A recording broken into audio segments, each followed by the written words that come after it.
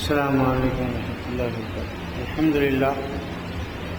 الحمد للہ رب العالمین والعاقبۃ للمتقین، الصلاۃ والسلام علی من کان نبیا وآدم وبشر ویقین، اجمل الاجملین اکمل الاکملین، سیدنا وشفیعنا وحبیبنا وطبیب قلوبنا ونور قلبنا محمد وعلی آلہ وصحبہ وسلم اجمعین، اما بعد، اعوذ باللہ من الشیطان الرجیم، بسم اللہ الرحمن الرحیم۔ قال اللہ تعالی فی القرآن الحکیم، سبحان الذی اسری بعبدہ لیلا من المسجد الحرام الی المسجد الاقصی الذی بارکنا حولہ لنریہ من آیاتنا انہ هو السمیع البصیر۔ قال النبی العربی صلی اللہ علیہ وسلم، الصلاۃ معراج المؤمنین۔ صدق اللہ العظیم و صدق رسولہ النبی الکریم ونحن علی ذلک لمن الشاہدین والشاکرین۔ آپ تمام حضرات نبی علیہ نبی کی بارگاہ میں درود و سلام کا نذرانہ پیش کریں۔ اللہم صلی علی سیدنا محمد وعلی آل سیدنا محمد مبارک وسلم، اس یقین کے ساتھ کہ آقا دو جہاں رحمت کون و مکان اہل محبت کے درود کو بذات خود اپنے گوش مبارک سے سماعت فرماتے ہیں۔ ایک مرتبہ اور درود پاک پڑھی، اللہم صلی علی سیدنا محمد وعلی آل سیدنا محمد مبارک وسلم۔ ان اللہ و ملائکتہ یصلون علی النبی یا ایھا الذین آمنوا صلوا علیہ وسلموا تسلیما۔ اللہم صلی علی سیدنا محمد وعلی آلہ واصحابہ وعلی وارث کمالہ سیدنا وغوثنا غوث العظم ابو محمد شیخ عبدالقادر الجیلانی شیخ للہ، اغثنی وامددنی بحق لا الہ الا اللہ محمد رسول اللہ۔ سوچتا ہوں کیا کہوں میں، کیا نظر آنے لگا، وہ ریاض برزخ کبریٰ نظر آنے لگا۔ تو فنا فی الحق ہوا، تو فنا فی الحق ہوا، پھر کیا ہوا میں کیا کہوں۔ قطرہ دریا میں گیا، دریا نظر آنے لگا۔ اتر کر طور سے موسیٰ چلے آؤ مدینے میں، اتر کر طور سے موسیٰ چلے آؤ مدینے میں، یہاں ممکن ہے دونوں کا تمہیں دیدار ہو جائے۔ حضور سیدی مرشدی سجادہ نشین بارگاہ عالیہ محو سبحانی حضرت سید شاہ بیابانی ابو الخیر حضرت سید شاہ غلام افضل بیابانی دامت برکاتہم العالیہ، اللہ تعالیٰ آپ کی عمر شریف میں اضافہ فرمائے اور آپ کا فیضان ہمیشہ ہم پر جاری و ساری فرمائے، آپ کو آپ کے حاسدین اور دشمنوں سے محفوظ فرمائے اور آپ کے صدقے میں ہم کو بھی محفوظ فرمائے۔ اللہ تعالیٰ اپنے کلام پاک میں ارشاد فرما رہا ہے، سبحان الذی اسری بعبدہ، پاک ہے وہ ذات جو لے گئی اپنے بندے کو۔ اللہ تعالیٰ اپنے حبیب کی معراج کے تذکرے سے پہلے، آج کی رات کی سیر کے ذکر سے پہلے اپنی پاکی بیان فرما رہا ہے، سبحان سے اس ذکر کو شروع فرما رہا ہے۔ اس لیے پہلے سبحان فرمایا۔ اہل ایمان جو ابو بکر صدیق رضی اللہ تعالیٰ عنہ کے طریقے پر ہوں گے، وہ حضور کی ہر بات کی تصدیق کریں گے، ہر معجزے کی تصدیق کریں گے،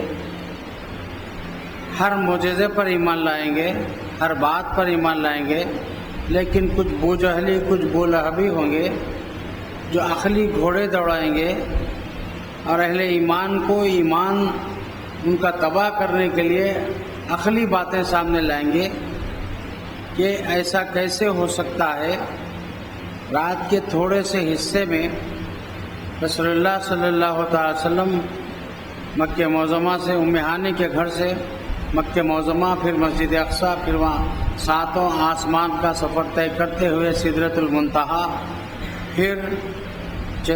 عرش معلیٰ، پھر اس پہ اللہ تعالیٰ کا دیدار لامکان جا کر فرمائے، اور پھر بستر بھی جو آپ کا جس بستر مبارک سے اٹھ کے گئے تھے واپس تشریف لائے تو بستر بھی گرم رہا، اور جو دروازے کی سنکل جسے زنجیر کہتے ہیں جو ہلتی ہے کھلنے پر، وہ ہل ہی رہی تھی، بستر گرم ہی تھا، ابھی بستر ٹھنڈا نہیں ہوا، حضور اکرم صلی اللہ علیہ وسلم واپس آ گئے۔ تعجب کی بات، اس لیے اللہ تعالیٰ نے شک و شبے کی گنجائش کو ختم کر دیا. فرمایا میں خود لے گیا اپنے حبیب کو. اب جو حبیب پاک صلی اللہ علیہ وسلم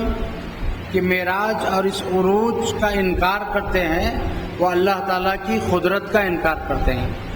اس کے سبحان ہونے کا انکار کرتے ہیں. وہ اس نقص، اس کمزوری سے پاک ہے، نہیں لے جانے کے نقص سے پاک، نہیں لے جانے کی کمزوری سے پاک. اس لیے سبحان فرمایا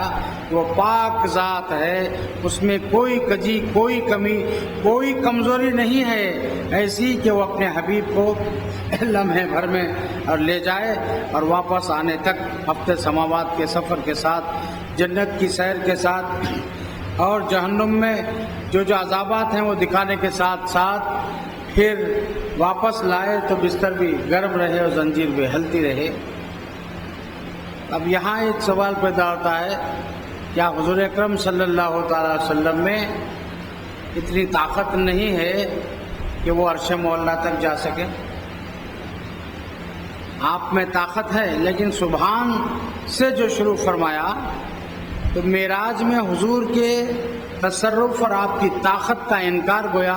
قدرت الہی کا انکار ہے، اس لیے سبحان سے شروع فرمایا. وہ پاک ہے اس نقص سے کہ اپنے حبیب میں اتنی طاقت نہیں دیا، سب کچھ دیا. انتہا یہ اتنی بڑی طاقت بھی اپنے حبیب کو عطا فرمایا کہ ڈوبا ہوا سورج بھی وہ انگلی کے اشارے سے نکال دیتے ہیں. چاند کے اس زمین پر کھڑے کھڑے اشارہ کرتے ہیں تو چاند کے 2 ٹکڑے ہو جاتے ہیں اور اللہ تعالیٰ یوں تصدیق فرماتا ہے اقتربت الساعۃ وانشق القمر، قیامت قریب آ گئی، میرے حبیب نے چاند کے 2 ٹکڑے کر دیا. مقام صحابہ میں حضرت علی کرم اللہ وجہہ کی نماز کے لیے سب پڑھ چکے ہیں، صرف ایک حضرت علی کرم اللہ وجہہ نہیں پڑھے ہیں. حضور اکرم صلی اللہ علیہ وسلم نے آپ کی نماز کو ادا کرانے کے لیے مقام صحابہ میں انگلی کے اشارے سے ڈوبے ہوئے سورج کو عصر کی نماز تک بلند فرمایا. آج تک، اس وقت تک جب تک کر یہ سورج نہیں لوٹا تھا، یہ واقعہ نہیں ہوا تھا، حضرت علی کرم اللہ وجہ سورج کے ڈوبنے سے پہلے نماز پڑھ لیا کرتے تھے، یعنی سورج کا انتظار کرتے تھے وقت عصر کے لیے. لیکن اب حضرت علی کرم اللہ وجہ عصر کی نماز کے لیے کھڑے ہیں. سورج کو انتظار کرنا ہے، اس وقت تک نہیں ڈوب سکتا جب تک کہ حضرت علی کرم اللہ وجہ نماز نہ پڑھ لیں. سورج میں اتنی ہمت نہیں ہے کہ آپ کی نماز سے پہلے ڈوب جائے، کیونکہ حضور نے ان کی نماز کے لیے سورج کو لوٹایا ہے. آج تک سورج کا انتظار حضرت علی کرم اللہ وجہ کرتے تھے، لیکن اب حضور کے تصرف تو دیکھیے کہ حضرت علی کرم اللہ وجہ کا انتظار سورج کر رہا ہے کہ علی کب نماز پڑھے تو کب میں ڈوبوں. یہ تصرف میرے آقا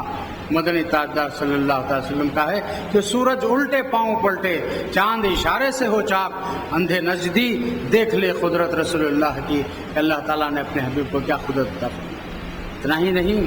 آقا دو جہاں صلی اللہ تعالیٰ علیہ وسلم کو اتنی طاقت اور اتنا روب اللہ تعالیٰ نے عنایت فرمایا ہے کہ ہمارے علماء کرام لکھتے ہیں 1000 میل دور کھڑا ہوا شخص اور اگر حضور اکرم صلی اللہ علیہ وسلم اس کو اپنے روب میں مبتلا کرنا چاہیں تو 1000 میل دور بھی توجہ فرمائیں تو وہ شخص کانپنے لگے جو آپ سے بظاہر 1000 میل دور کھڑا ہوا ہے، 1000 میل دور تک بھی. تو یہ تو علماء لکھتے ہیں، لیکن ہمارا ایمان حضور جب سورج کتنی مسافت رکھتا ہے اس زمین سے، چاند کتنی مسافت رکھتا ہے، جہاں چاند کے 2 ٹکڑے کر سکتے ہیں، جہاں سورج کو لوٹا سکتے ہیں، ہم تو یہ مانتے ہیں کہ حضور اکرم صلی اللہ علیہ وسلم کا تصرف ساری روئے زمین پر ہے کہ میرے آقا نے فرمایا کہ اللہ تعالیٰ نے پوری روئے زمین کو میرے لیے پاک کر دیا ہے، میرا امتی جہاں چاہے روئے زمین پر نماز پڑھ سکتا ہے. ساری روئے زمین پاک کر دی گئی. حضور سید عالم صلی اللہ تعالیٰ علیہ وسلم معراج شریف کی جب ہم بڑے خوش نصیب ہیں کہ محبوب سبحانی حضرت سید شاہ افضل بیابانی علیہ رحمۃ رضوان کے آستانے کی مسجد میں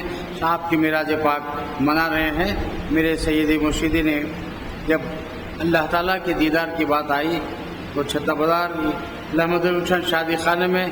فرمایا تھا معراج کے واقعات بیان کرتے ہوئے دیدار الہی کا عنوان آپ نے تمہید باندھی اور بڑا مضمون تفصیلی تھا، اور بالآخر آپ نے وہاں موجود مریدین، متقدین و متوسلین سے ایک بات فرمائی کہ کم سے کم زندگی میں تمنا تو کرو کہ ایک مرتبہ اللہ تعالیٰ کا دیدار ہو جائے۔ تمنا کرنے کا حکم دیا سیدی مسلم، تمنا کریں کہ اللہ تعالیٰ کو دیکھنے کی تمنا تو کریں، جبکہ یہ معلوم ہے موسیٰ علیہ السلام نے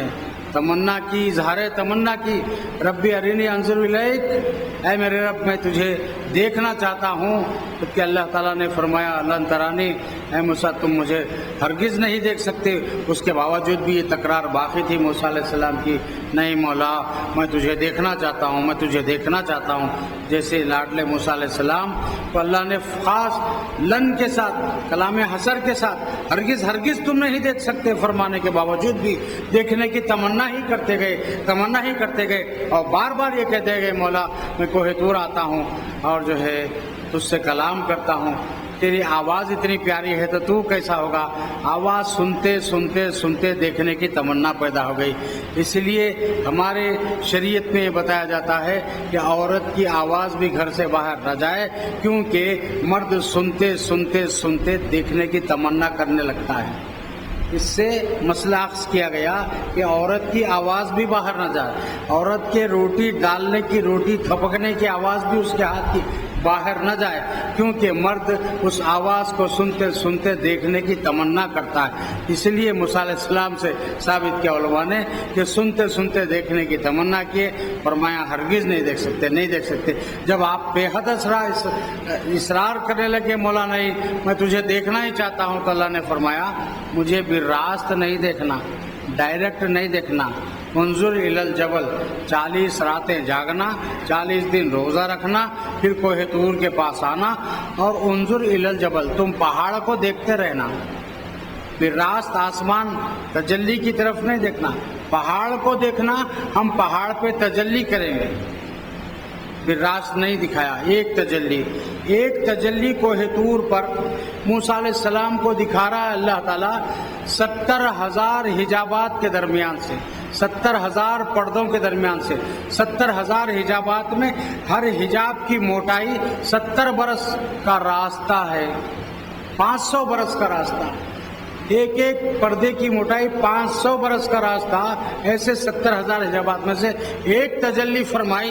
جو موسیٰ کوہ طور کی طرف دیکھ رہے تھے، اس پر تجلی پڑی تو اللہ خود فرما رہا فخر موسیٰ صیحا، موسیٰ علیہ السلام بے ہوش ہو گئے اور کھڑے نہیں رہ سکے، اس تجلی 70,000 حجابات کی ایک تجلی کی بھی تاب نہیں لا سکے، بے ہوش ہو کر فخر موسیٰ صیحا گر پڑے، اور کوہ طور جل گیا،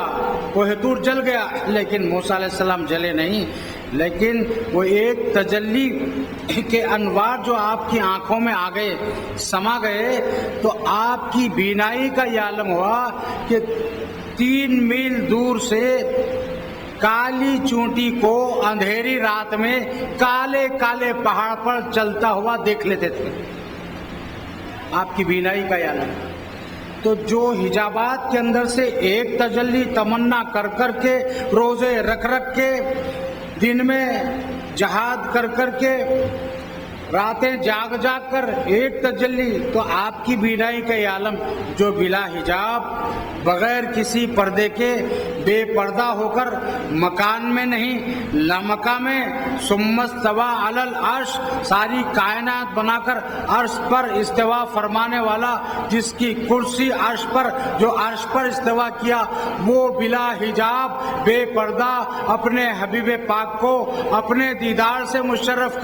کروا رہا ہے، تو یہ نہیں فرما رہا ہے کہ حبیب بے ہوش ہو گئے، بے ہوش تو موسیٰ علیہ السلام ہوئے، حبیب پاک کے لیے فرمایا بلا حجاب بے پردہ میرے مقام پر میرے حبیب نے لامکان میں مجھے دیکھا تو کیا ہوا، ما زاغ البصر وما طغی، میرے حبیب کی پلک تک نہیں جھپکی، ٹک ٹکی باندھ کر میرا دیدار فرما رہے تھے۔ اللہم صلی علی سیدنا محمد وعلی آل سیدنا محمد مبارک وسلم۔ تو اس دیدار کی تمنا کا سیدی مرشدی حکم دیتے ہیں کہ موسیٰ علیہ السلام سے یہ درس مل رہا ہے حضور کی امت کو، اے ایمان والو کم سے کم تمنا تو کرو کہ ہم اللہ تعالیٰ کو دیکھیں۔ اور حضرت علی کرم اللہ وجہہ کا ارشاد پیران پیر اپنی کتاب میں تحریر فرماتے ہیں، میں اس وقت تک نماز نہیں پڑھتا جب تک کہ اپنے روبرو اپنے رب کو نہیں دیکھ لیتا، حضرت علی کرم اللہ وجہہ۔ اور میں اپنے دل کے اندر جو نور ہے، حضرت عمر فاروق رضی اللہ فرماتے ہیں، اس نور کے اندر میں اپنے رب کو نہیں دیکھتا تو میں نماز نہیں پڑھتا۔ اور پھر خود پیران پیر غوث العظم دستگیر رضی اللہ عنہ ان دونوں کے، حضرت عمر رضی اللہ عنہ حضرت علی کرم اللہ وجہہ کے ارشادات کو لے کر پیران پیر فرماتے ہیں کہ مومن دنیا میں دل کی آنکھوں سے اللہ کو دیکھتا ہے اور حشر میں سر کی آنکھوں سے دیکھے گا۔ دنیا میں مومن سر کی آنکھوں سے نہیں دیکھ سکتا، حشر میں سر کی آنکھوں سے دیکھے گا، دنیا میں دل کی آنکھوں سے دیکھے گا۔ تو پھر خود پیران پیر لکھتے ہیں کہ حضرت علی کرم اللہ جو فرماتے ہیں جب تک میں اپنے روبرو اپنے رب کو نہیں دیکھتا نماز نہیں پڑھتا۔ اور پھر آپ 5 وقت کی نماز ہی نہیں، آپ کی تو تہجد گزاری بھی مشہور ہے، شب بیداری بھی مشہور ہے، اشراق مشہور ہے، چاشت مشہور ہے، اور اوابین نوافل کی کثرت ہے۔ تو کثرت سے نماز پڑھے، اور جب تک رب کو سامنے نہیں دیکھتا نماز نہیں پڑھتا، مطلب ہر رکعت میں اپنے رب کو اپنے سامنے مولا علی دیکھتے ہیں رضی اللہ عنہ، کہ اس طرح انہوں نے دیکھا جیسا کہ ایک شخص اپنی جھوپڑی میں یا اپنے کمرے میں سو رہا ہے اور اس کی آنکھ کھلی اور اس کے چھت میں ایک چھوٹا سا سوراخ، جسے روزن کہتے ہیں، اس میں سے سورج کی ایک شعاع اس کے کمرے میں داخل ہوئی۔ اس شعاع کو نے وہ جو روزن سے چھت کے سوراخ سے سورج کی ایک کرن جو اندر آئی، اس کرن کو دیکھ کر مومن دعویٰ کر رہا ہے کہ میں رب کو اپنے سامنے دیکھ کر نماز پڑھتا ہوں، جیسے سورج کی کرن کو دیکھنے والا دعویٰ کر سکتا ہے کہ میں نے سورج کو دیکھ لیا۔ بس اسی طرح اس دنیا میں مولا علی کرم اللہ جو بھی نے اللہ تعالیٰ کا دیدار فرمایا، عمر فاروق رضی اللہ عنہ نے اللہ تعالیٰ کا دیدار فرمایا۔ اور یہ دیدار الہی حضور پاک صلی اللہ علیہ وسلم کی امت کے اکثر اولیاء اللہ کو بھی نصیب ہوا۔ کسی کو ایک تجلی ہوتی تو وہ ولی ساری زندگی کیف و مستی میں اپنی زندگی گزارتا ہے، کسی کو 2 تجلی ہوتی کیف و مستی میں زندگی گزر جاتی ہے، کسی کو بمشکل 3 تجلی ہوتی ہے کیف و مستی میں زندگی گزارتی ہے۔ لیکن بفیض فیضان غوث العظم دستگیر رضی اللہ تعالیٰ عنہ، ہمارے دادا حضور محبوب سبحانی حضرت سید شاہ افضل بیابانی اختر افلاک عرفانی کو ایسی تجلیات الہی، آپ کی ایسی محبوبیت ہے بفیضان پیران پیر کہ ایک تجلی کے شکریہ میں ایک سجدہ فرماتے پٹپلی کے پہاڑ پر، اور دوسری تجلی ہوتی دوسرا سجدہ فرماتے، تیسری تجلی ہوتی تیسرا سجدہ، یہاں تک کہ 8 پہر آپ کو تجلیات الہی کا ورود رہنے لگا۔ آپ کے ایک مرید دادا حضور کے تجلی کی بات آئی تو واقعہ یاد آیا، دادا حضور کے ایک مرید حرم کنڈے میں رہا کرتے تھے، وہ قاضی پیر شریف آئے اور دن بھر کھڑے رہے اور دیکھ رہے ہیں کہ دادا پیر ان کے پیر و مرشد سب کی طرف توجہ دے رہے ہیں، سب کی بات سن رہے ہیں، سب کا کام بنا رہے ہیں، لیکن یہ مرید کی طرف توجہ ہی نہیں دیتے۔ صبح کی شام ہو گئی تو قریب حرم کنڈے میں پڑوس میں رہنے والے مرید نے سوچا کہ کیا بات ہے کہ آج پیر و مرشد ساری دنیا کی طرف توجہ ہے اور میں صبح سے شام کھڑا ہوا ہوں، میری طرف ایک نظر بھی نہیں ڈالے، کوئی توجہ نہیں۔ روٹ کے مرید گیا حرم کنڈے میں اور صوبیداری میں اپنے گھر میں سو گیا، اور یہ کہ یہی تڑپ میں کہ سب کو دیکھے سب پر نظر لے، صبح سے شام تک کھڑے رہا دادا پیر و مرشد نے مجھ پر نظر ہی نہیں ڈالی، سو گیا۔ اور خواب میں دادا حضور تشریف لے جاتے ہیں، ان کے پیر و مرشد خواب میں جانے کے بعد کہتے ہیں تم ہمارا دیکھنا دیکھتے ہو؟ خواب میں کہتے ہیں اپنے مرید سے ہمارا دیکھنا دیکھتے ہو؟ دیکھو۔ مرید نے دیکھا دادا پیر کے دہن یعنی کہ آپ کے حلق مبارک سے دہن سے ایک نور ہرے رنگ کا نکلا، اور وہ نور زمین اور آسمان میں چھا گیا۔ اس نور میں دادا پیر بھی غرق ہو گئے اور وہ مرید بھی ڈوب گیا۔ آنکھ کھلی مرید کہتا ہے افضل الکرامات میں واقع کہ گڑی کی مسجد سے جب میری آنکھ کھلی تو گڑی کی مسجد سے فجر کی اذان کی آواز میرے کان میں آ رہی تھی، اور میں نے اٹھا، ایک جذبے مقناطیسی تھا جو مجھے قاضی پیر شریف کی طرف کھینچ رہا تھا، وہ تو خواب کی بات تھی، اب بیدار ہو گئے، اٹھ کے تیزی سے قاضی پیر شریف آئے تو کہہ رہے ہیں میں وہ جو خواب میں دیکھا، جب میں اپنے پیر و مرشد یعنی ہمارے دادا پیر کے قریب پہنچے تو وہی چیز جو میں نے خواب میں دیکھی اب بیداری میں دیکھ رہا ہوں کہ میرے پیر کے دہنے مبارک سے ایک ہرا نور نکلا، وہ روشن ہوا، اس کی روشنی بڑھتی گئی، زمین آسمان میں چھا گیا، وہ نور میں میرے پیر بھی غرق ہو گیا اور میں بھی مستغرق ہو گیا۔ یہ تجلیات الہی کا ورود اتنا ہوتا ہے کہ جب شیخ چاہتے ہیں تو اپنے مرید پر بھی تجلی ہی نہیں بلکہ اس کو انوار تجلیات الہی میں مستغرق کر دیتے ہیں، غرق کر دیتے ہیں جب چاہتے ہیں۔ ہم بڑے خوش نصیب ہیں کہ کم سے کم تذکرہ کرنے کا تو موقع مل رہا ہے۔ اگر یہ موقع نصیب ہو جائے، جیسے کہ سیدی مرشدی نے احمد گلشن میں فرمایا تھا، تمنا تو کرو اللہ تعالیٰ کو دیکھنے کی، تو ہم تمنا کریں، تمنا لیے ہوئے اس در پر آئے، تمنا لیے ہوئے اپنے اپنے مقامات پر جا کر سوئیں، تمنا لیے ہوئے اپنے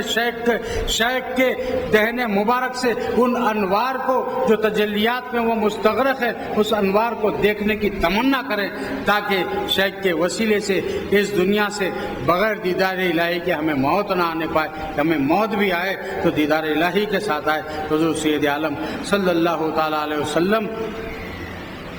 موقع بھی عنایت فرمائیں۔ آپ دیکھیے، موسیٰ علیہ السلام عرض کرتے ہیں کہ میں تجھے دیکھنا چاہتا ہوں، ابراہیم علیہ السلام عرض کرتے ہیں ابراہیم ملکوت السماوات والارض، ہم نے ابراہیم کو زمین آسمان کی بادشاہی دکھائی،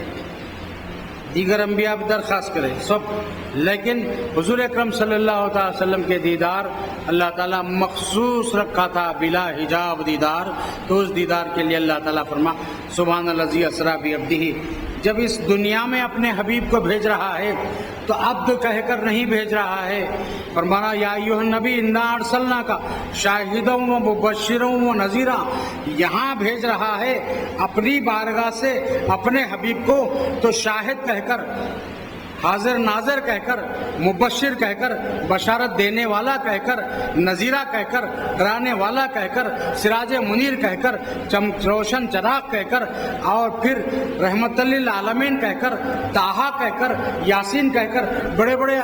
بڑے انعامات اور القاب رسالت کے ساتھ، نبوت کے ساتھ، اور سراج منیر کہہ کر، رحمت للعالمین کہہ کر بھیج رہا ہے، تو اس پستی میں اپنے حبیب کو اس پست زمین والوں کے پاس بھیج رہا ہے تو بڑے بڑے ناموں کے ساتھ بھیج رہا ہے، بڑے بڑے القاب کے ساتھ بھیج رہا ہے، اور جب اپنی بارگاہ میں بلا رہا ہے تو عبد کہہ کر بلا رہا ہے۔ تو یاد رکھیں، ہمارے علماء نے فیصلہ کیا، ہمارے بزرگوں نے فیصلہ کیا کہ عبد ذمہ داری دینے کا نام ہے اور رسالت ذمہ داری لینے کا نام ہے، اس لیے یہاں بھیج رہا تو ذمہ دار بنا کر، رسول بنا کر بھیج رہا، اور ادھر بلا رہا ہے عبد کہہ کر، اور اس سے ہمارے علماء نے ثابت کیا کہ عبد دیگر، عبد ہو چیز دیگر، ہو سراپا انتظار و منتظر، عبد ہونا اور ہے، عبد ہو ہونا اور ہے، اس لیے اللہ نے عبد ہی کہہ کر اپنی بارگاہ میں بلا رہا ہے۔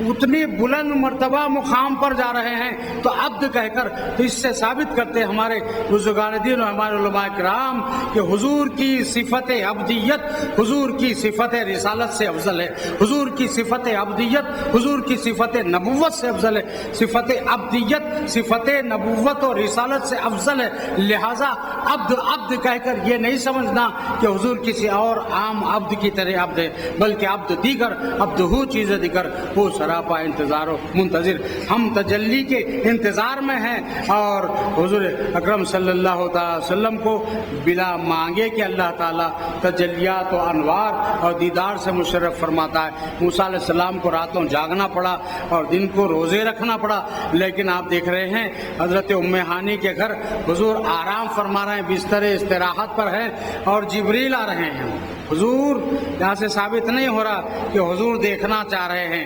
بلکہ اللہ بتا رہا ہے کہ میرے حبیب آرام فرما رہے ہیں۔ ام ہانی کے گھر خواب راحت میں تھے، ام ہانی کے گھر جبرائیل نے یہ آ کے دی خبر، چلیے چلیے شہنشاہ والا گوہر حق کو شوق لقا، آپ آج کی رات ہے، اے محبوب اللہ آپ کو دعوت دے رہا ہے، اللہ آپ کو برا، یہ دیدار خاص آپ کے لیے ہے۔ اور پھر جب جبرائیل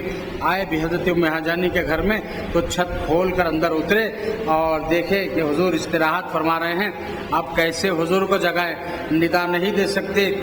سورہ حجرات میں ہے کہ حضور کو باہر سے اکثرہم لا یعقلون، باہر سے اکثر پکارنے والے آپ کے حجروں کے وہ اکثر اس میں سے عقل نہیں رکھتے، اور جبریل خاموش کھڑے ہوئے ہیں۔ الہ العالمین بلایا تو ہے، تیرے حبیب استراحت میں ہے، جگاؤں کیسے؟ ندائی اے جبریل ہم نے تمہاری آنکھوں کو کافور سے بنایا، اس کا سبب یہی اسی لیے کہ کافور کے مزاج میں ٹھنڈک ہوتی ہے، اپنی کافوری آنکھیں میرے حبیب کے تلووں میں ملو، میرے حبیب ٹھنڈک سے بیدار ہو جائیں گے۔ دیکھ رہے ہیں آپ، کافوری آنکھیں، شدید القوا، شدید طاقتیں رکھنے والے جبریل امی اپنی آنکھیں رسول اللہ کے قدموں میں مل رہے ہیں۔ اگر ہم اپنی آنکھیں اللہ کے حبیب کی آل پاک، صحابہ کرام، اہل بیت اطہار، خلفائے راشدین، بزرگان دین، اولیاء، صدیقین، شہداء، صالحین کے تلووں میں ملے تو کون سا برا کام کیے، کون سی بدعت کے؟ سنت جبرائیلی ادا کرنے کا موقع ملتا ہے اگر کوئی اپنے شیخ کے تلووں میں اپنی آنکھیں ملتا ہے، اور مقام ہی یہی ہوتا ہے غلام کا، اس وقت تک بلند نہیں ہوتا جب تک کہ شیخ کے تلووں میں، شیخ کی گرد راہ میں، شیخ کے راستے میں اپنی پیشانی نہ جھکا دے، اپنی آنکھیں نہ ملے۔ اسی لیے شیخ زری رحمۃ اللہ علیہ گھوڑے پر تشریف لے جا رہے ہیں، ان کے مرید نے دیکھا وہ پیدل ہے، گھوڑا نہیں ہے، دیکھا شیخ میرے گھوڑے پر آ رہے ہیں، قریب آیا اور ان کے زانوں کو بوسہ دیا۔ حضرت نے فرمایا ذرا اور نیچے، تو ان کے گھٹنے کو بوسہ دیا، فرمایا اور نیچے، تو گھوڑے کے رکاب کو بوسہ دیا، فرمایا اور نیچے، گھوڑے کے ٹاپ کو مرید نے بوسہ دیا، فرمایا اور نیچے، تو زمین اقدس کو بوسہ دیا۔ تو شیخ نے فرمایا میرا تمہیں اور نیچے اور نیچے اور نیچے سے کہنے سے مطلب تمہیں نیچے جھکانا نہیں تھا، لیکن میں دیکھ رہا تھا تم جیسے نیچے نیچے بوسے دے رہے تھے ویسے ویسے اللہ تمہارے درجات کو بلند کر رہا تھا۔ تو جو مرید اپنے شیخ کے آگے جتنا نیچے بوسہ دے گا اللہ اتنا درجہ اس کا مرید کا بلند کرتا ہے۔ میں نے شاید اسی عرص پاک میں ایک موقع پر میں توجہ سے دیکھ رہا تھا لیکن کچھ اور خمار میں تھا، حضرت سجادہ رشید صاحب قبلہ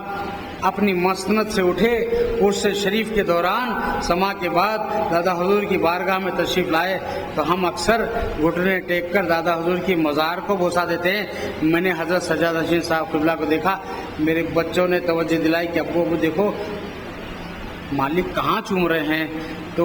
مزار سے نیچے جو فرش کا پتھر ہے اس پتھر کو حضرت سجادہ رشید بوسہ دے رہے ہیں۔ تو یہ جو تعلیم ہم آج پڑھ رہے ہیں بزرگوں کے صدقے میں، یہ گھرانے کی تعلیم ہے، یہ گھٹی میں پڑی ہے، وہ ان چیزوں کو دیکھ کر ہم اپنے بزرگان دین سے اس طریق کو اختیار کرنا چاہیے۔ لیکن ہمارے بزرگوں نے، ہم پٹھانوں کے خاندان والوں نے جو یہاں آ کر قدموں میں آپ کے دفن ہو گئے، ان لوگوں نے ہمیں یہ تعلیم دی ہے کہ مزار شریف تو مزار شریف، پیر کے قدم تو پیر کے قدم، مین انٹرنس جو قاضی پیر شریف کا ہے، بڑی کمان کا جو دروازہ، تو وہیں سے اپنی آنکھیں ملتے ہوئے اپنا سر جھکا کر آؤ۔ کیوں کہ یہی تو شکل ہے محشر میں منہ دکھانے کی، جبیں پہ خاک ہے افضل کے آستانے کی، خدا کرے نہ اٹھے سر تمہاری چوکھٹ سے، یہی جگہ ہے زمانے میں سر جھکانے کی۔ اور وقار آپ کا رسوا نہ ہو دو عالم میں، غلام آپ کا رسوا نہ ہو دو عالم میں، یہی تو بات ہے کہ آپ کو سنانے کی۔ تو جتنا ہم بزرگان دین کی تعظیم میں جھکتے جائیں گے اللہ تعالیٰ اتنے درجے بلند کرے گا۔ ایک دن وہ بھی آ جائے گا کہ پھر تجلی الہی سے بھی ان کے غلام مشرف ہونے لگیں گے۔ حضور سید عالم صلی اللہ تعالیٰ علیہ وسلم معراج شریف میں یہ آپ کی معراج، یہ پہلا آسمان، دوسرا آسمان، تیسرا آسمان، مسجد اقصی، مسجد حرام جانا، یہ ہمارے آقا کی معراج نہیں۔ سدرۃ المنتہا جانا، یہ ہمارے آقا کی معراج نہیں۔ جہاں جہاں سے آقا گزرے وہ ان مقامات کو معراج ہوئی ہمارے آقا کی تجلی سے۔ لیکن جب ہمارے آقا لامکان پہنچے اور وہاں پروردگار عالم کی ذات کو دیکھے، اس کے صفات کی سیر فرمانے لگے، تو وہ ہمارے آقا مدنی تاجدار صلی اللہ تعالی وسلم کی معراج ہے کہ آقا فرماتے ہیں الصلاۃ معراج المومنین، نماز مومنین کی معراج ہے۔ تو آقا کو جب معراج ہوتی ہے، اللہ کا دیدار ہوتا ہے، تو حضور فرماتے ہیں میں نے معراج سے اپنی امت کے لیے ایک معراج لایا ہے۔ وہ معراج میری امت کی، فرماتے ہیں ایمان والوں کی، ساری امت کی معراج نہیں ہے نماز۔ نماز منافقین کی معراج نہیں، مشرکین کی نہیں، کافرین کی نہیں۔ الصلاۃ معراج المومنین فرما رہے، نماز مومنین کی معراج ہے، جو نبی کے ذات و صفات پر جو کچھ اللہ نے ان کو عطا فرمایا، جو کچھ اپنے محبوبین کو دیا، ان تمام پر ایمان رکھنے والا مومن ہے۔ آمن رسول بما انزل الیہ من ربہ والمؤمنون کلنا آمن باللہ وملائکتہ وکتبہ ورسلہ۔ یہ سب جو پڑھاتے ہیں ہمارے کو بیعت کے وقت کہ اللہ پر ایمان لائے، اس کے فرشتوں پر، اس کے رسولوں پر، اس کی کتابوں پر، موت پر، مرنے کے بعد اٹھائے جانے پر، تقدیر کے اچھے برے پر، من جانب اللہ نیکی بدی ہوتے ہیں، جو ہمیشہ پڑھاتے ہیں۔ ہمیں ایمان تازہ کیا جاتا ہے۔ ہر مرید کسی کو مرید کرانے لاتا ہے تو یہی پڑھا جاتا ہے، بار بار ہم سنتے ہیں، پڑھتے ہیں۔ اگر اس میں سے ایک چیز پر بھی ہمارا ایمان ہٹ گیا تو پھر نماز ہماری معراج نہیں ہے۔ نماز تو مومنین کی معراج ہے۔ جب ایمان والا نماز پڑھتا ہے تو اس کو جو ہے دیدار الہی سے وہ مشرف ہو سکتا ہے۔ تو ہمیں چاہیے نماز مومن کی معراج۔ پھر آقا فرماتے نماز کیسے پڑھو، صلی کأنک ترا۔ دیکھیے معراج کیسی دے رہے حضور نماز میں، نماز ایسی پڑھو جیسے تم خدا کو دیکھ رہے ہو، صلی کأنک ترا، ایسی پڑھو جیسے تم خدا کو دیکھ رہے ہو، فإن لم تکن تراه، اور اگر تم ایسا نہیں کر سکتے کہ نماز میں اس کو نہیں دیکھ سکتے، فإنہ یراک، یہ یقین کر لو کہ وہ ضرور تمہیں دیکھ رہا ہے جس کو تم سجدہ کرنے کے لیے، جس کو تم قیام کرنے کے لیے کھڑو، وہ تمہیں ضرور دیکھ رہا ہے۔ تو کم سے کم اتنی معراج تو ہو جائے کہ اللہ تعالیٰ ہمیں دیکھ رہا ہے کہ یہ تصور ہے۔ اور پھر ساتھ ہی ساتھ جب یہ ہو جائے معاملہ، دل کی صفائی ہو جاتی ہے، جب دل پاک ہو جاتا ہے اور اللہ کا ولی ہمارا شیخ ہمارے دل کو اپنے نورانی انوار سے جو ہے پاک و صاف فرما دیتا ہے، ایک نظر سے کیفیت بدل دیتا ہے، تو پھر ہمارے دل میں پھر انوار الہی نظر آنے لگتے ہیں، چہرہ بھی چمکتا ہے۔ جب دل میں صفائی ہے، لاکھ مرتبہ بھی ایسی بارگاہوں کے چکر کاٹیں گے، لیکن اگر ہمارا دل صاف نہیں ہے، من میں کدورت ہے، عداوت ہے، کینہ ہے، بغض ہے، اور ایک دوسرے کو گرانا چاہتے ہیں یا ایک دوسرے کی توہین تذلیل چاہتے ہیں، تو کبھی سرفرازی ہمیں نہیں ہونے والی ہے۔ ہاں، جن چیزوں کو، جن خرابیوں کو دل سے نکالنے کا ہمارے بزرگوں نے حکم دیا ہے، ان کو دل سے نکال کر پھر اخلاص نیت کے ساتھ جب دادا حضور کے پاس روحیں پیش کی گئی مرید کرنے کے لیے، تو آپ جب چنا فوجیوں کو، پٹھانوں کو، تو پوچھا گیا ان کو کیوں چن رہے ہو؟ آپ نے فرمایا یہ دل کے صاف من کے بھولے ہوتے ہیں، جو دل کے صاف من کے بھولے ہوتے ہیں ان کو رنگنا آسان ہوتا ہے۔ ایک کپڑے کو صاف ستھرا ہے تو رنگ لیا جاتا ہے، پہلے سے ہی کپڑا میلا ہے تو پہلے اس کا میل دھونا پڑتا ہے، دھونے کے بعد رنگنا پڑتا ہے۔ جو صاف ستھرے دل نہیں، گندے دل لیے آتے ہیں اور پھر اخلاص سے آتے ہیں، تو گندے دلوں کو دھو کر پھر انوار بھرنا پڑتا ہے۔ لیکن جو دل صاف ستھرا آتا ہے، پاک صاف آتا ہے، اخلاص نیت کے ساتھ آتا ہے، گندگی سے دور ہو کر، میل کچل نکال کر، صاف ستھرا ہو کر، اخلاص نیت کے ساتھ، من بھولا دل صاف لے کر، تو پھر وہ بغیر رنگے کے اس بارگاہ سے نہیں جا سکتا۔ ہم یہ کریں، اپنے اندر اخلاص پیدا کریں، یہ خوبی پیدا کریں، یہ دل کی قدرتوں کو نکالیں، اور حضرت سجادہ نشین صاحب قبلہ کے فیضان کو ہم پر ہمیشہ جاری ساری رہنے کے لیے، اور آپ کی عمر درازی کے لیے، آپ کے علم میں اضافے کے لیے، آپ کے عرفان میں اضافے کے لیے، دشمنوں سے تحفظ کے لیے، حاسدین کے حسد سے محفوظ رہنے کے لیے جتنا، اور پھر آپ کے درجات کی بلندی کے لیے۔ کیوں؟ آپ کے پیچھے پیچھے ہمارا بھی مقام بلند ہوتا ہے جب ہم یہ دعا کرتے ہیں یا اللہ حضرت سجادہ نشین صاحب اللہ کے درجات کو بلند فرما، تو پھر ہمیں یہ کہنے کی ضرورت نہیں پڑتی کہ ہم کو بلند فرما۔ وہ جتنے بلند ہوتے رہیں گے ان کا دامن پکڑنے والے ان کے پیچھے پیچھے بلندیوں کی طرف جاتے رہیں گے۔ الحال میں ہمارے گھروں میں، ہمارے علم میں، ہماری عمر میں، ہمارے رزق میں برکت عطا فرما، معراج شریف کی برکتوں سے ہمیں سرفراز فرما، اس بارگاہ کی ہماری حاضری کو قبول فرما۔